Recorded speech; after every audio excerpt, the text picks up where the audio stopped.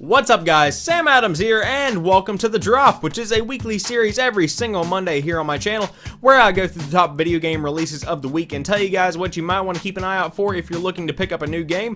We've got one major release this week, an expansion pack that is worth noting, and a couple of other smaller games that I thought we just couldn't go without mentioning. So without further ado, let's go ahead and get into what new games are coming out this week.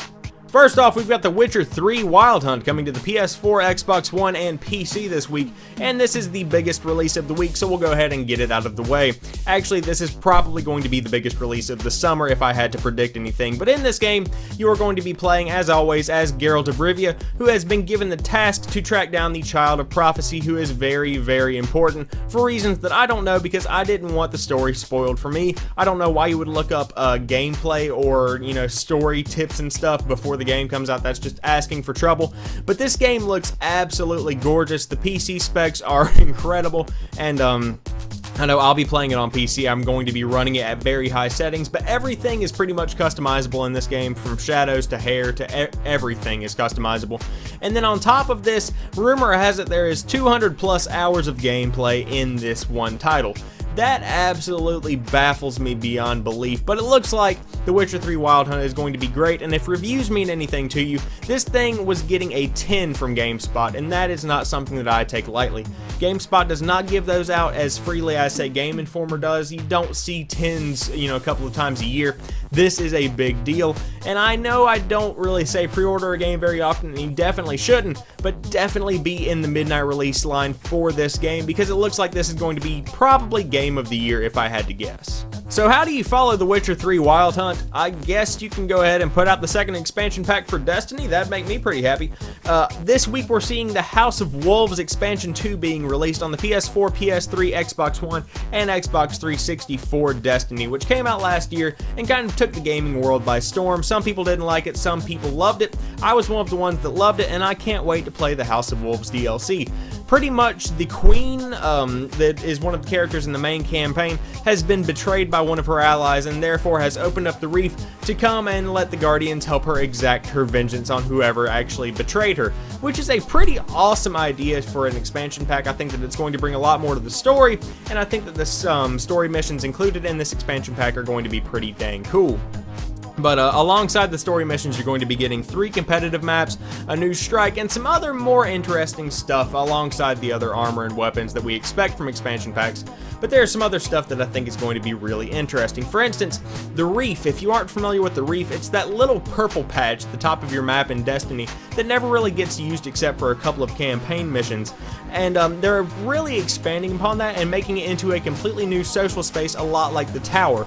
There are going to be characters in there that you've never seen before that you can communicate with and get new missions and supposedly armor and weapons from that you just can't do whenever you just have the basic game. So I think that there's going to be a lot of traffic going to the Reef whenever this new expansion comes out. And then on top of that, there's this new co-op mode called the Prison of Elders, which is what's really interesting to me. You can pretty much get all of your friends together and you can go play, I like to call it zombies in Destiny. It's pretty much where waves of enemies will come in and you'll try to take them out, and the higher the wave gets, the more the queen will reward you from her glorious, treasure trove or whatever you call it. Pretty much you kill waves of enemies, you get assumably glitter or presumably glimmer for it. There might be some kind of new currency in the Reef. I don't know how it's going to work, but that just sounds like something that's really fun. I think that Bungie is doing really well with the expansion packs for Destiny, and I really can't wait to see where they take it whenever the future expansion packs come out. I know that the fall one is rumored to be the biggest one yet, and I really can't wait to see how House of Wolves matches up to the Dark Below that was released last year. And now, Farming Simulator 15. Why not follow the success with something that's less successful? A lot of people like these simulator games, and if you do like it, you're going to be able to pick it up on the PS4, PS3, Xbox One, and Xbox 360. But I want to go ahead and start off this one by saying a quote from the description of this game. The first sentence says, similar to its predecessor, ... followed by other description things. You never start off the new description of your new game with an old, similar as your predecessor kind of thing. That's just a bad idea to begin with. But you can pretty much do all of the standard farming simulator things, plant crops, raise crops, harvest crops, sell crops, raise livestock, sell livestock, kill livestock. Do all of that kind of thing, and it's your general farming simulator experience. What kind of irks me about this is that the price point on PC is $30. That's fine. I have no problem with that. If you are releasing a new game, you should at least be able to get 30 bucks out of it if it's a pretty big simulator title, and Farming Simulator is a pretty big simulator.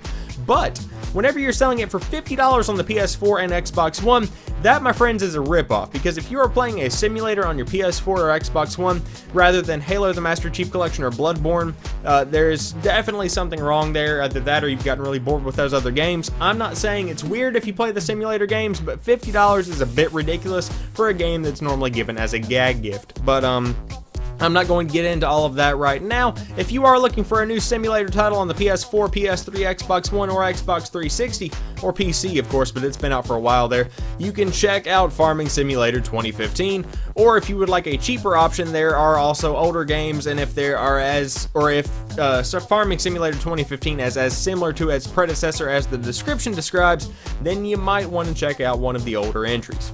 So now we have gotten to NASCAR 15 for the PS3 and Xbox 360, and before I start talking about this game and shock all of you, I want to go ahead and highlight that this game is only $20, $19.99 at GameStop, and now we'll go ahead and get into it. The gameplay actually looks pretty decent. I was surprised. I was kind of comparing it to another simulator that's coming out later this week. It's a racing simulator, I believe it's called D3 Racing something, and it looks absolutely terrible. And then I watched the NASCAR 15 gameplay and was actually kind of surprised by that. I guess it's kind of like eating a cockroach and then eating some, creme brulee. It kind of just cleanses the palate a little bit and makes the creme brulee even more enjoyable. But NASCAR 15 actually looks pretty decent, and lucky for GameStop, they have some kind of partnership with the NASCAR racing team, and they are getting the game exclusively at GameStop. But as far as the performance of the game goes, there hasn't been many improvements from the past NASCAR games, but I mean, it still looks pretty good. So I guess if you don't like Project Cars for some reason, if you don't like Dirt Rally for some reason, if you don't like Forza on Xbox One for some reason, and you still have an Xbox 360 or a PlayStation 3, you can pick up NASCAR 15 this week, and again, it's only 20 bucks. I mean, that's really not that bad for a racing simulator game, and especially one that looks decent. So there you guys have it. I hope you've enjoyed this video. If you did, drop me a like down below and comment what games you're going to be picking up this week. What do you think about The Witcher 3? How do you like that Farming Simulator 2015 price? Let me know down in the comment section below. And if you are new to the channel, don't forget to head over and check out some of my other videos. I upload new stuff like 4 or 5 days a week, so there's always something new for you to check out here on the channel. And as always, I want to thank each and every one of you guys for watching this particular video, and I'll talk to you soon. Peace.